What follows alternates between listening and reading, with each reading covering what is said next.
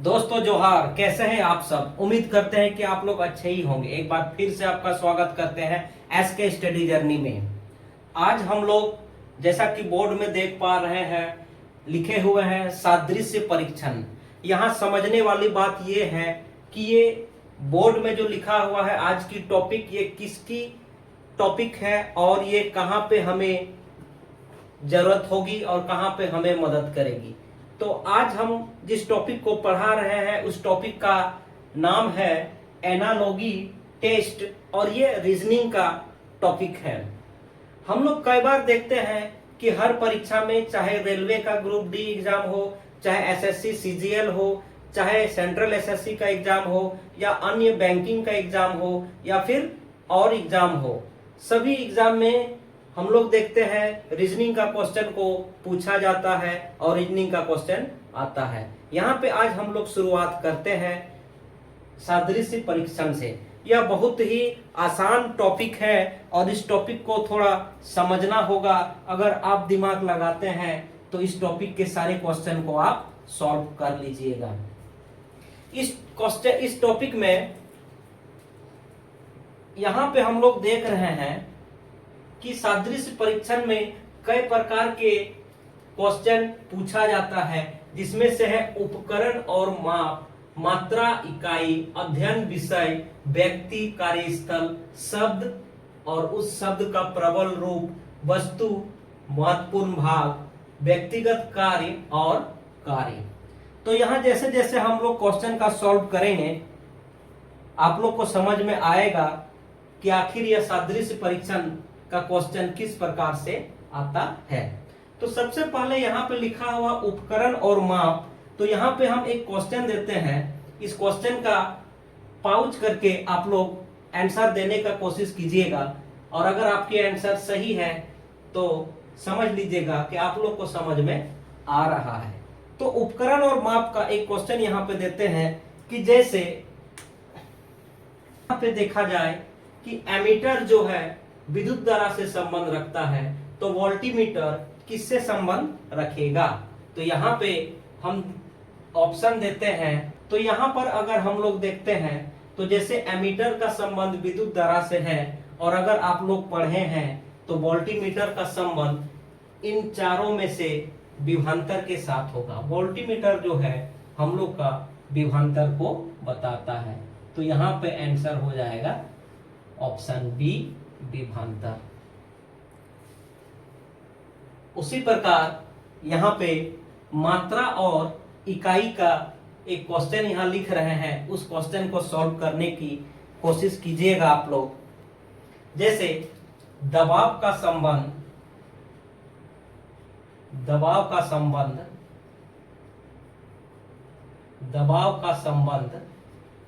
Pascal से है, तो बताइए दबाव का संबंध पास्कल से है, तो बताइए भार का संबंध किससे है? एक नंबर बल, वजन, ऑप्शन 3 किलोग्राम, 4 नम, इनमें से कोई नहीं। तो जैसे दबाव जो है, दबाव को हम लोग पास्कल से नापते हैं, उसी तरह भार को हम लोग यहाँ पे किलोग्राम से मापेंगे, यानी कि इसका आंसर किलोग्राम होगा। यहाँ पे हम लोग को समझ में आ रहा है कि इस प्रकार का क्वेश्चन जो है, इस प्रकार का अगर क्वेश्चन पूछा जाता है तो थोड़ा सा स्थिर होना है। स्थिर होने के बाद हम लोग को कॉन्शियस माइंड से इसको सोचना है कि आखिर इसमें क्या होगा। जैसे ये क्वेश्चन में दबाव का संबंध पास्कल से है, तो बताइए भार का संबंध किससे है। तो जैसे हम लोग यहाँ भार देखेंगे, कॉन्शियस होके नहीं सोचेंगे, तो भार का हम लोग तुरंत वजन को टिक मार देंगे, जो कि गलत है। उसी प्रकार आगे हम लोग देखते हैं कि अध्ययन और विषय भी उसी तरह होता है कि किसका अध्ययन किस विषय से संबंधित है। जैसे अगर हम यहाँ पे कहेंगे कि वायरोलॉजी का संबंध वायरस से है, तो जूलॉजी का संबंध किससे होगा। तो इस क्वेश्चन में हम लोग देखते हैं वायरोलॉजी उस विज्ञान को कहते हैं जिस विज्ञान के अंतर्गत वायरस के बारे में पढ़ा जाता है। उसी प्रकार जूलॉजी उस विज्ञान को कहते हैं जिस विज्ञान के अंतर्गत जीव जंतु के बारे में पढ़ा जाता है। उसी प्रकार 4 नंबर में देखिएगा व्यक्ति और कार्यस्थल, कि कौन सा व्यक्ति किस कार्यस्थल में पढ़ाता है या फिर काम करता है, इसको हम लोग देखेंगे। जैसे यहाँ पे किसान जो है, किसान का संबंध खेत से है, तो बताइए शिक्षक का संबंध किससे होगा। यहां पे अगर ऑप्शन दिया हुआ रहेगा शिक्षा, बी नंबर विद्यालय, सी नंबर पढ़ाई, डी नंबर बच्चे। तो यहां पे आप लोग देखिए, जैसे किसान है, किसान कहां पे काम करते हैं, वो खेत पे काम करते हैं। ठीक उसी प्रकार यहाँ पे हम लोग देखेंगे कि ये जो शिक्षक है, शिक्षक कहाँ पे काम करेंगे, तो शिक्षक ऑब्वियसली विद्यालय में काम करेंगे। तो हमारा आंसर हो जाएगा बी ऑप्शन, यानी कि विद्यालय। उसी प्रकार और एक क्वेश्चन हम लोग देखते हैं, ये क्वेश्चन नंबर 1 है, ये क्वेश्चन नंबर 2 है, ये क्वेश्चन नंबर 3 है। उसी प्रकार एक क्वेश्चन अब और देखते हैं हम लोग शब्द और प्रबल रूप वाला में। जैसे बोलना का संबंध बोलना का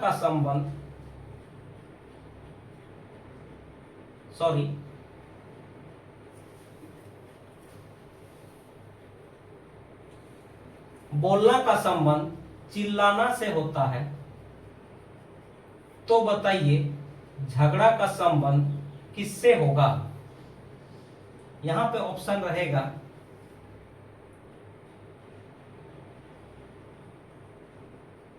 चिल्लाना, मारना, युद्ध, बी नंबर इनमें से कोई नहीं।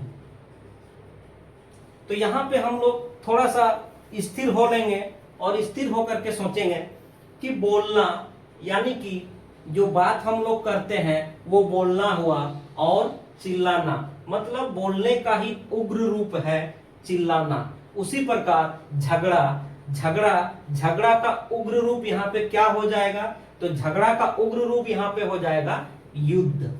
हमारा ऑप्शन सी बिल्कुल सही आंसर है, यह युद्ध से संबंधित है। उसी प्रकार हम लोग वस्तु और महत्वपूर्ण भाग, व्यक्तिगत कार्य और कार्य, इसको हम लोग देखेंगे। वस्तु और महत्वपूर्ण भाग में हम लोग देखते हैं कि घड़ी का संबंध सुई से है, तो बताइए घड़ी का संबंध सुई से है, तो बताइए साइकिल का संबंध किससे होगा।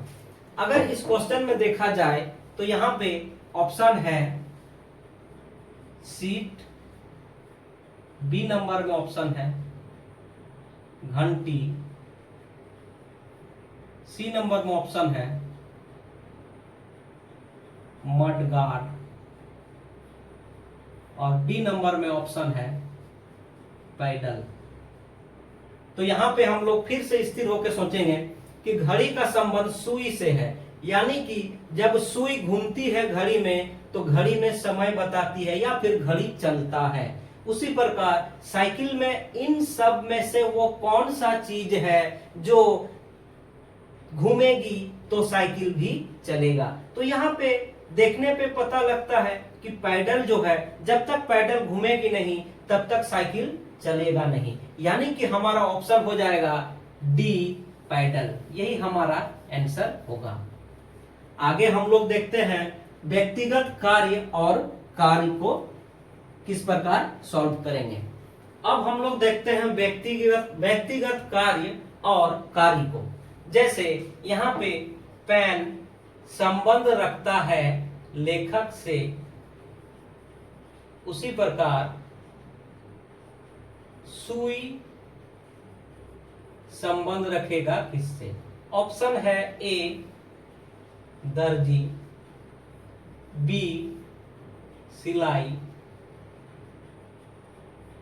सी मशीन, डी डॉक्टर।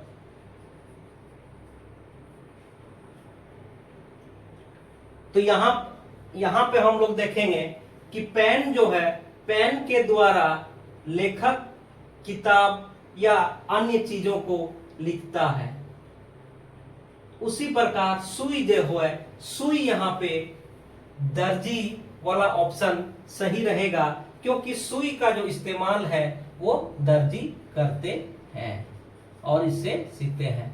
बहुत बच्चा यहाँ पे क्या करेंगे, बहुत से स्टूडेंट यहाँ पे क्या करेंगे, डॉक्टर को टिक मारेगा, लेकिन डॉक्टर सही नहीं रहेगा। डॉक्टर के पास स्टेथोस्कोप रहता है, स्टेथोस्कोप से वो जांच करते हैं या अपना काम, मैक्सिमम काम स्टेथोस्कोप से करते हैं, इसीलिए इनका ऑप्शन ए सही रहेगा।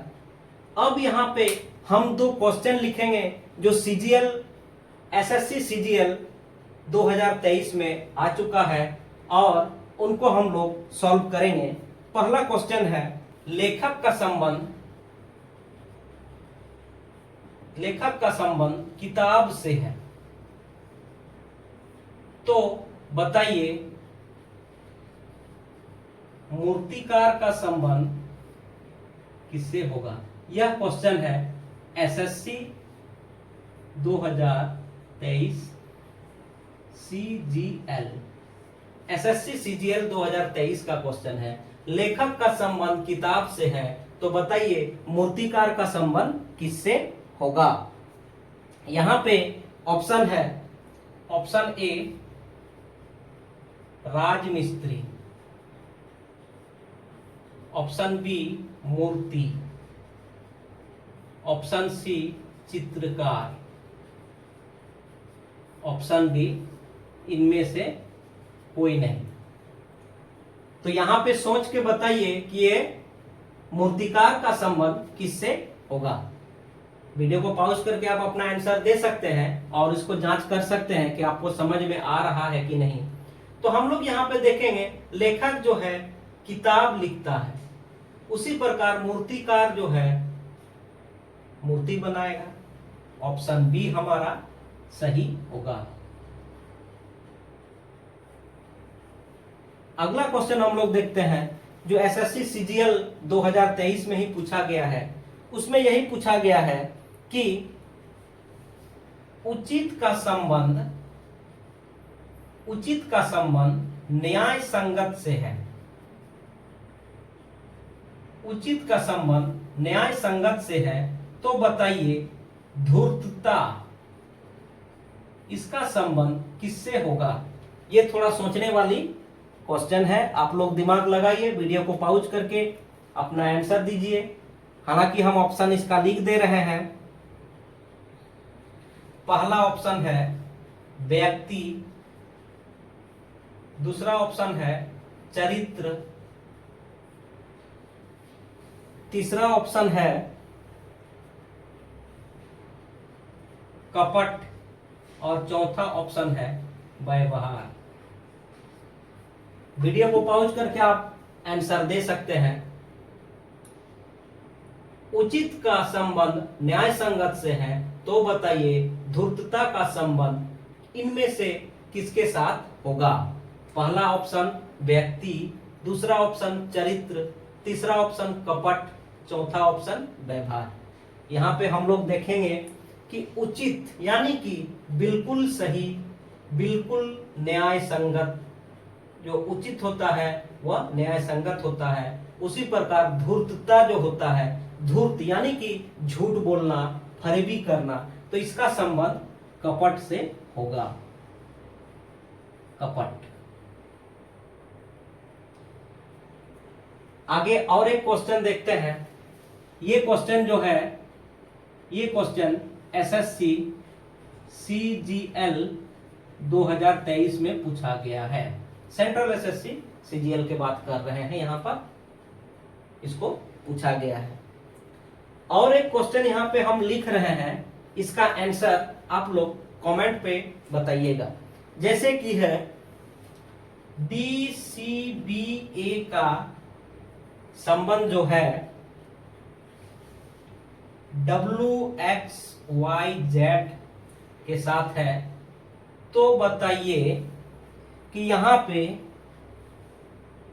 IJKL का संबंध किसके साथ होगा। आप लोग के लिए ऑप्शन भी हम यहां पे दे रहे हैं। पहला ऑप्शन है PQRS, दूसरा ऑप्शन है